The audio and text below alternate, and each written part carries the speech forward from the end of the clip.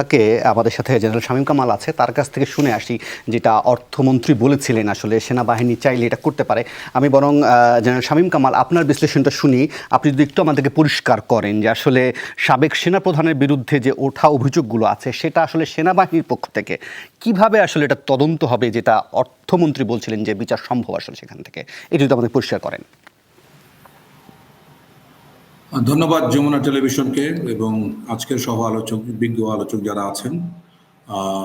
এখানে বিষয়টা খুবই স্পষ্ট যে যাদের বিরুদ্ধে অভিযোগগুলি এসছে তারা অবসরে আছেন এখন, এবং সেনাবাহিনী এটা কারো ব্যক্তির কোনো ধরনের অপরাধ, কোনো ধরনের দুর্নীতির দায় সংগঠন কোনোদিনই নিবে না।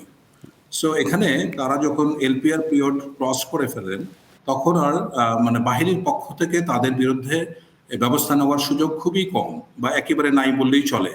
সো আমরা যেটা দেখেছি যে প্রসঙ্গটা উঠেছে যে ক্ষমতা থাকাকালীন সময়ে ওনারা ক্ষমতার অপব্যবহার করেছেন ইত্যাদি ইত্যাদি, সেই জন্য এটা রাষ্ট্রীয় কাঠামোতেই এর ব্যবস্থা নিতে হবে। আমরা দেখতে পেলাম যে এই ঘটনার পরে একজন আইনজীবী হাইকোর্টে রুল চেয়ে রিট করলেন এবং তারপর থেকে দুদক নড়ে চড়ে বসেছে। সো এটা ব্যাপারটা এরকমই হবে। আমি মনে করি না যে এর সংগঠন যেটা আছে, পুলিশ বাহিনী হোক বা সেনাবাহিনী হোক, সেখানে তাদের যদি কোনো দুর্নীতি, কোনো অপকর্ম থাকে, তার কোনো কিছুই আর ওই বাহিনীর সাথে সম্পর্কিত নয়। এবং যদিও এই দুর্নীতি হয়েছে তাদের ক্ষমতায় থাকার সময়, চাকরি থাকার সময়, বাট তারপরেও এটার কোনো ফলো আপ এখন আর বাহিনীর বা সংগঠনের সাথে কোনো প্রকার সংস্রব নেই। সুতরাং এখানে যা করবে এটা রাষ্ট্রই করতে হবে। এখন দেখার বিষয় রাষ্ট্র এটাকে কিভাবে হ্যান্ডেল করবে। এখন আমরা দেখলাম যে একজন আইনজীবীর রিটের প্রেক্ষিতে দুদক নড়ে চড়ে বসেছে, অন্যান্য বিষয় একটা পর একটা। এখন রাষ্ট্রের হাতেই সবকিছু, রাষ্ট্র সবকিছুই জানে এবং রাষ্ট্রের কাছে সব ব্যবস্থাই আছে। সো এখানে আমি মনে করি যে সংগঠনকে দোষারোপ করার কোনো বিন্দুমাত্র সুযোগ আছে। জি, আরেকটা বিষয় যে প্রতিরক্ষা মন্ত্রণালয় সম্পর্কিত সংসদীয় কমিটির আসলে তলব করার সুযোগ আছে কিনা এই গুরুত্বপূর্ণ ব্যক্তিদেরকে? আছে বলতে, এটা যদি উনি চাকরিরত থাকতেন তাহলে সব সময় এটা আছে, কিন্তু অবসরে যাওয়ার পরে সে সুযোগটাও নেই। অবসরে যাওয়ার পরে সেই সুযোগটা নেই। এখন আমি যদি একটু প্রফেসর আমি এখানে একটু রিফার করি জি প্লিজ শামীম সাহেবের সাথে, সংসদীয় প্রতিরক্ষা মন্ত্রণালয় সংক্রান্ত সংসদীয় কমিটি, সেটা যে মন্ত্রণালয় সংক্রান্ত হোক, যে কোনো ব্যক্তিকে গেলে সংসদের সার্বভৌমত্বের প্রশ্নে তাকে যেতে বাধ্য। সংসদ ডাকতে পারে যে কোনো, এমনকি সাবেক প্রধানমন্ত্রীকে ব্রিটেনে ডাকার নজির আছে।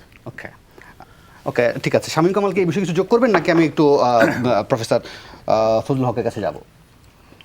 না, বিষয়টা হচ্ছে এরকম যে চাকরিরত অবস্থায় আমরা যারা বাহিনীতে চাকরি করেছি তারা আর্মি অ্যাক্টের অধীনে, এই আর্মি অ্যাক্টটা ততক্ষণ কার্যকর যতক্ষণ আমরা পিএলআর এ থাকবো। এরপরে সংসদীয় কমিটি যে কোনো বিষয়ে ব্যবস্থা নিতে পারে, বা তার জন্য আমার মনে হয় যে এটা যথাযথ মানে অথরিটি নয়। এর জন্য অন্যান্য রাষ্ট্রীয় কাঠামো, বিচার ব্যবস্থা বা অন্যান্য তদন্ত কমিটি, বিচার বিভাগ কমিটি, এগুলি থাকতে পারে আমার ধারণা। কিন্তু যেহেতু অবসরে চলে গেছেন, তাকে আর বাহিনীতে বা প্রতিরক্ষা মন্ত্রণালয়ের কাজটা কি মূলত এখানে সমন্বয় করা।